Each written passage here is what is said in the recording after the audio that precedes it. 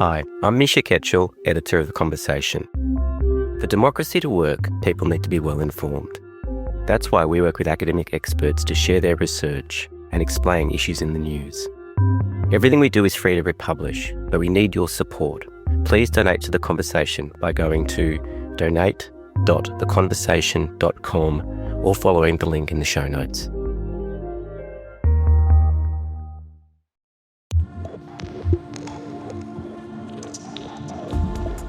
There's a recipe for autocracy that's been tried and tested by leaders throughout history. We've asked 6 of the world's leading scholars how Donald Trump stacks up and what might happen next. In the last episode, we explored how he's managed to hijack the Republican Party. Now, step 2. Every autocrat needs a clan of loyalists, strategists, architects, and masterminds. These are the figures behind the scenes, pulling the strings. They're unelected, unaccountable, and wield a huge amount of power. Under Title 10 of the U.S. Code, the president has plenary authority. Stephen? Stephen? Hey, Stephen, can you hear me? That's Stephen Miller, caught in an awkward moment talking about Donald Trump's plenary authority, another way of saying unlimited power. Miller is Trump's architect-in-chief. His official title doesn't sound all that impressive, Deputy Chief of Staff for Policy, but he's so much more than that. In fact, he has so much power in Trump's second administration, he's reportedly referred to as the Prime Minister. So who is Stephen Miller? And how has he pulled the strings to help Trump amass so much power? I'm Justin Bergman, the International Affairs Editor here at The Conversation in Australia, and this is The Making of an Autocrat, Episode 2, Recruit and Architect.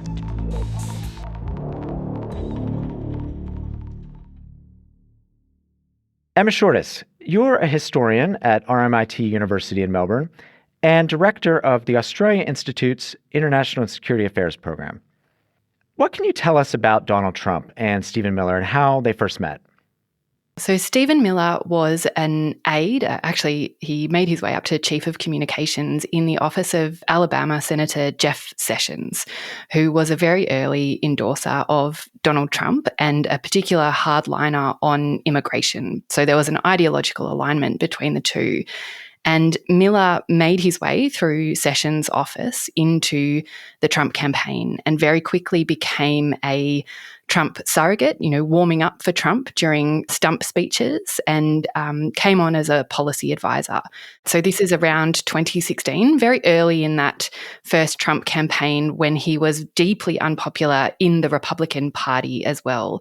So Stephen Miller came on early and is one of the few people really in Trump's orbit who has hung around for that whole decade. And unlike other figures in Trump's orbit, including figures like Vice President J.D. Vance, Miller's never really had a falling out with Trump or issues with Trump. He has demonstrated really his undying loyalty, and that is clearly appreciated by the president. Are there any other things that set him apart? All politicians have staff to support them. So what makes Stephen Miller different from the first Trump presidency? He plays Trump, I think, very well. He understands the president like almost nobody else and demonstrates his undying loyalty, his undying support, and is useful consistently to the president and doesn't forget his place.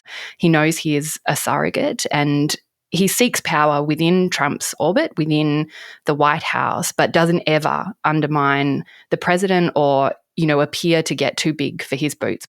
So Miller, like a lot of the people that, Trump is drawn to, is a very accomplished communicator. He's very good at making incredibly radical right-wing ideas seem like common sense. He's very good at communicating them and has been practicing that really since he was in high school. So he came into the right-wing media universe very early and really fell into being a warm-up act for Trump. And when he does those warm-up acts, when he speaks for the president, he is particularly good at laundering very hardline ideas. So it's often Miller who will fly the kite for radical uses of the law, for example, that the president then takes up. But there's no universe in which this nation is going to allow the previous president to flood our nation with millions and millions of illegal aliens who just get to stay here. And we are especially not going to allow a subset of those illegal aliens to rape and murder our citizens. So we are going to... Tucker Carlson, early on in Miller's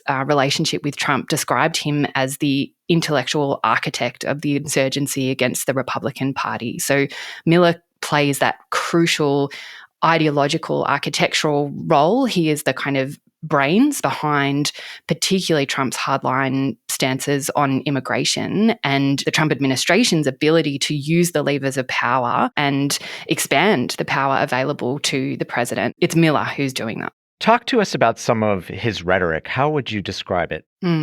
Miller's rhetoric, I think, is often quite frightening. It's quite incendiary. You know, he will give sometimes almost screeching speeches about the left-wing conspiracy against the United States and particularly about who gets to be American. So his speech at Charlie Kirk's funeral, for example, is a standout to me.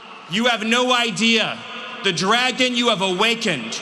You have no idea how determined we will be to save this civilization, to save the West, to save this republic.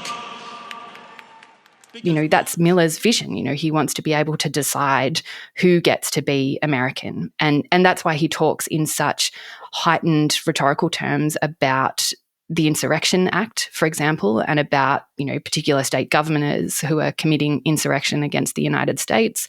And when he does this, what he's doing is flying kites, really, for the MAGA universe about how they might further consolidate power and further oppress their enemies. And we can assume he has Trump's ear. Trump listens to him. He follows his guidance. Have you ever seen any kind of pushback from Trump on anything related to Stephen Miller and what his thoughts are? Unusually, there has not, that I can recall, been any pushback from Trump on Miller. And again, that is why he stands out in the Trump universe, because he is so good at this. It makes himself so useful to the president. And, you know, all of the profiles, all of the insider information coming out about Miller says that almost nothing gets to the president without his fingerprints all over it. And you can see that in executive orders and memorandums coming out of the White House that are very much written in the Stephen Miller style. His power appears to go so far in the White House that in one profile of him, he was described as the most powerful unelected bureaucrat in the United States,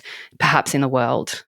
I think, especially in the case of the autocrat that is Trump, we know that Trump is not particularly interested in the details of policy. You know, he is interested in power, he's interested in influence, he's interested in success.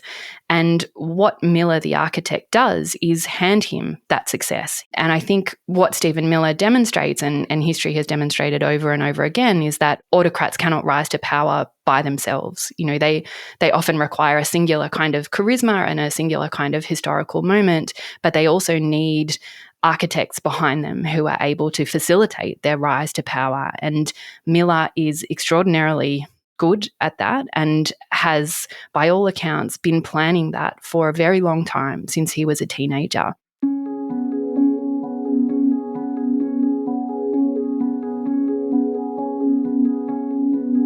We'll be right back.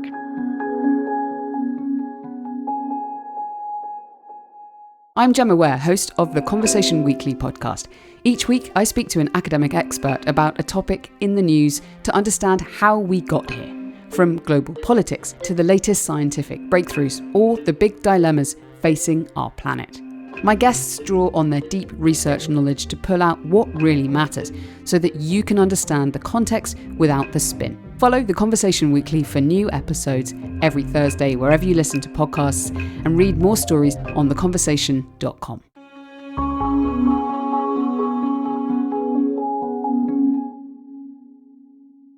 Emma Shortis, can you talk a little bit about the attributes of an architect?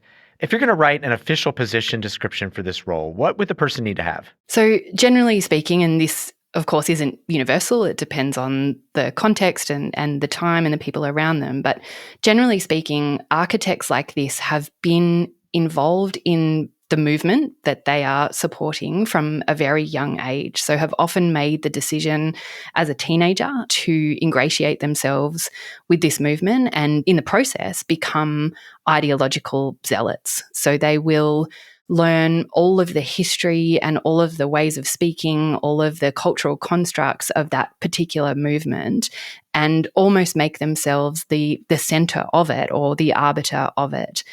In doing that, they will seek out powerful figures in the movement. So they will identify people who play the role of power broker, who can make or break careers, and ingratiate themselves with those people. So they will look for power and follow it very carefully with an eye to building a career within the movement. I think one of the other related characteristics there is loyalty. So demonstrations of loyalty to the movement and eventually to the particular figure who emerges as the successful authoritarian. And that loyalty always goes upwards. So of course, there's always a willingness to undermine lower figures or figures who might be getting in the way of their seeking out of power. But the loyalty to the leader is very consistent until it isn't, until it stops being useful. And I certainly wouldn't be surprised if we saw that characteristic emerge from Miller at a particular time. Yeah. Can you draw some comparisons in history to other people who have served in this role? How does Miller compare to people in the past? So Karl Rove played a very similar role to Miller in the universe of the Bushes. So he was the architect of Bush Jr.'s election victories and played a very important coordinating role in Bush's office, in Bush's White House, with a very similar kind of nondescript title like Stephen Miller's. Stephen Miller is, what is he? Deputy Chief of Staff for Policy, which, sounds fairly innocuous, but has that very powerful, unelected bureaucratic position, much like Karl Rove, where power kind of circles around this figure. The other comparison in American history that I think is an interesting one is actually adjacent to Karl Rove. It's the Dick Cheney comparison. Dick Cheney was widely regarded to be the most powerful vice president really in recent American history, certainly in post-war American history, in terms of both his influence in the White House, in his influence, for example, on the beginning of the Iraq War, but also in his lasting legacy on the institutions of American power. Cheney played a critical role in facilitating the consolidation of power in the executive branch. He was a deep believer in the unitary executive theory, which, aims to consolidate power in the executive branch. And much of what Cheney did in doing that is facilitating now what Trump is doing. It may be too early to say this, but certainly Miller, I think, is having perhaps an even bigger influence on the long-term trajectory of American politics than those two figures. Can we talk about one comparison that the historian Timothy Snyder made? He recently posted a video to his Substack. And my subject today is Stephen Miller and Stalinism. Now, this may not seem like the obvious way to approach the topic of Mr. Miller, but I would suggest that there are some uncanny resemblances between the careers of the two men. Do you see a comparison here? I think it's a really interesting comparison, and I think Schneider is very careful to not make ideological comparisons, but just to the form of power that Miller is wielding and comparing it to Stalin. And I think the comparison is really an apt one. There was a weekend not so long ago where social media was speculating that Trump had died because he hadn't been seen in public for a long time. And of course, many of us were thinking about what that would mean, what the death of a president would mean in this particular context. And the comparison I immediately went to was the death of Lenin. Stalin understood the nature of the Communist Party that he was dealing with. He understood how to wield power within that party and was able to leverage his networks, that he had built over several decades to consolidate that power. And also had the vision to see how things would play out as Lenin deteriorated and as he eventually died. That there is this tendency to think that if Trump disappears, everything, the whole MAGA universe disappears with him. But that comparison to Miller, who occupies a similar position of power to Stalin, a century ago in the Soviet Union, I think arguably the evidence suggests that he would be able to maneuver in that way to consolidate his own power and has always planned to do that. So I think that is a really important comparison and shows that there are characteristics that define these kinds of architects and unelected bureaucrats and how they facilitate the rise of authoritarians. But one of the things I really admire about Schneider's history is the way that he doesn't insist that any of this is inevitable. Figures like this can rise and fall very quickly and are subject to the contingencies of history. Do you think Trump would have the power he has today without Stephen Miller? That's a good question. No, I don't think Trump would have the power he does today without Stephen Miller. I think Trump has risen to power off the back of his own instincts, his rhetorical power, off the back of an incredibly unique moment in American history. But Stephen Miller has facilitated that rise to power, and he has, in particular, in Trump's second term, facilitated the rise of authoritarianism and the consolidation of power in the White House in the way that I think no one else had previously been able to do in Trump's orbit. I think Stephen Miller learned the lessons of the first Trump presidency more than anybody else and has been very busy implementing them. And I think if we see Trump go further down the road of authoritarianism, which all the evidence suggests that he will, that again will be largely facilitated by Stephen Miller. Emma Shortis, thanks so much for your time. It's my pleasure. Thanks, Justin. You can read more from Emma Shortis at The Conversation. This episode was produced by Isabella Podwinski, sound designed by Michelle Macklem.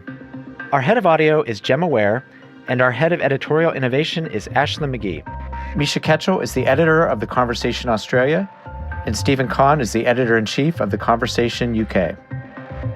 The Conversation is a not-for-profit media organization. You can sign up to our free daily newsletter by clicking the link in our show notes. You can also listen to more of our shows wherever you get your podcasts.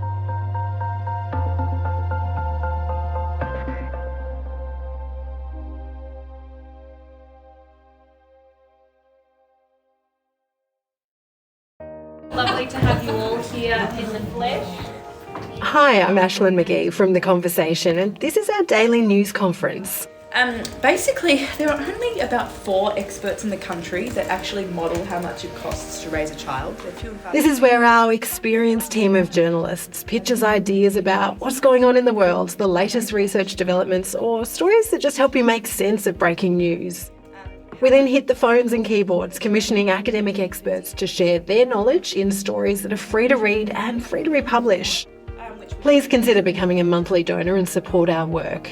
Go to the link in our show notes, donate.theconversation.com, and support a healthier democracy.